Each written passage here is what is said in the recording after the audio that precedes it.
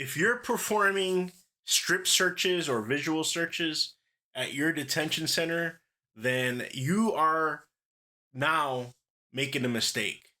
And I'll tell you why.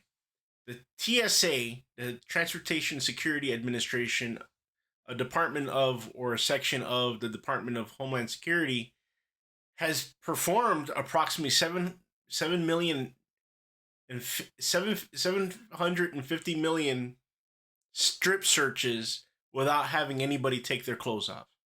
And what I'm talking about is their scanning machines.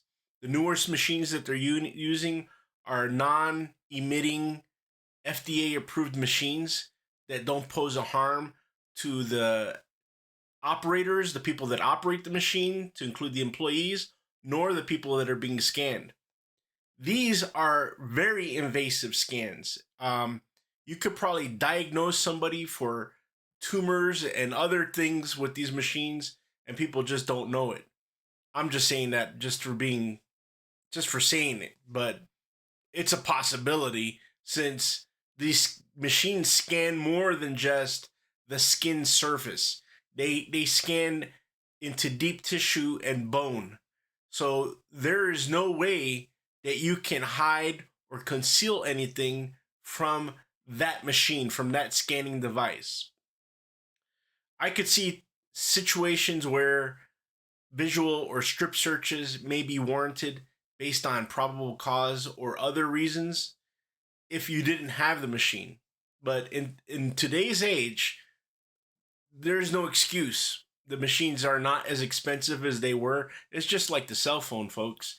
Cell phones are very expensive back in the Ericsson days and the big brick phones. Nowadays, technology has become very, very cost efficient and very affordable. So when I'm bringing up this to you as a correctional professional, I'm saying it from the deepest part of my heart is that we, for a long time, it has been an awkward situation. We do these things like visual or strip searches for to ensure the safety and security of a detention program. But the way I always thought about it, in most instances, it's not the inmates that are bringing the shit into the jail or the prison. It's staff. And so a good policy, buying the right equipment, and having not only random but targeted scans, and also scans for people that are coming in and out of the facility is justified. I personally would look at it that maybe a few random scans and a few targeted scans per shift would be helpful, and putting them on a list so then we're not consistently scanning the same people over and over again. You know, like the usual suspects thing. That now when it comes to inmates, with this new technology that TSA is using, for instance, is non-emitting, non-radiation stuff. There is no reason why you can't scan all of your inmates who are coming in and out of your secure facility.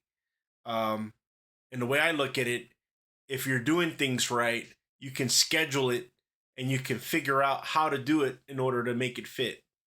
I'm not saying that there isn't a reason or justification that can be attributed to the need for an actual strip search or visual search for certain specific reasons.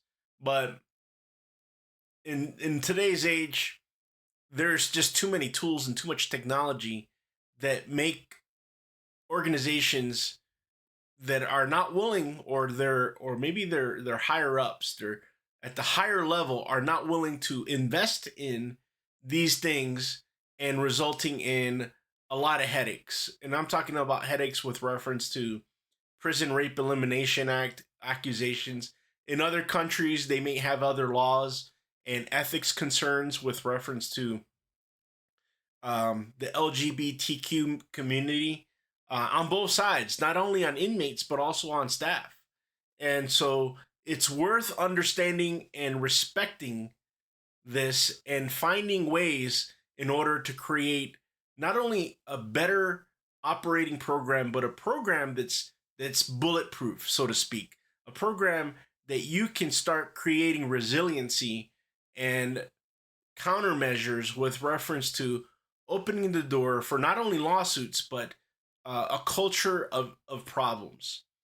Most recently, I showed you a video with reference to that retired Navy SEAL that was talking about exactly that in the military consolidated brig.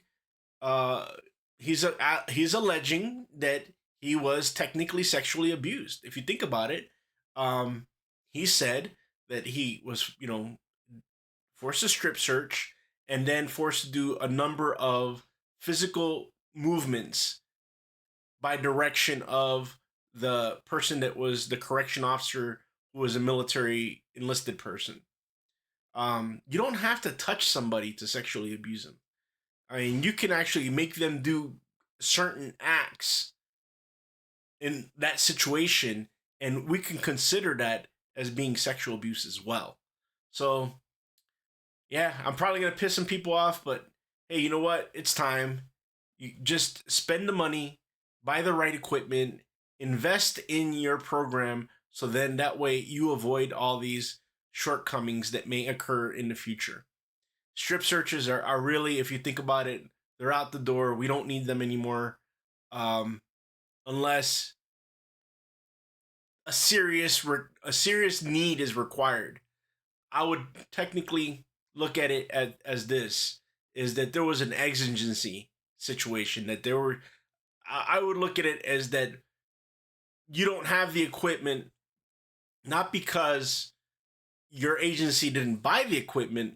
It's because one, you're doing it because your agency has ordered the equipment to install in your in program and implement the policy, and or that your equipment malfunctioned for some reason, and that you have documentation for that. But 750 million scans. TSA has done a whole crapload of these invasive searches, and they do them every day when people fly, and they don't take not one cloth off a person during these scans, and they succeed and accomplish the same tasks with reference to rendering safety and security at that section or that area. So my thoughts, I look forward to hearing from you guys, but I really think it's time. um, if you really care about what's going on with your detention programs, this might be something that will not only stop and reduce or prevent contraband coming in by inmates, but also by staff. And this would be a situation where you can work with your attorneys and create very proactive policy in order to focus on this, using this technology to prevent a lot of other things that have consistently occurred over cycles of time for many years, ever since the use of the visual search or strip search policy has been implemented specifically in the US, but in many detention centers, modern detention programs around the world. Talk to you guys soon, and I'm looking forward to your comments.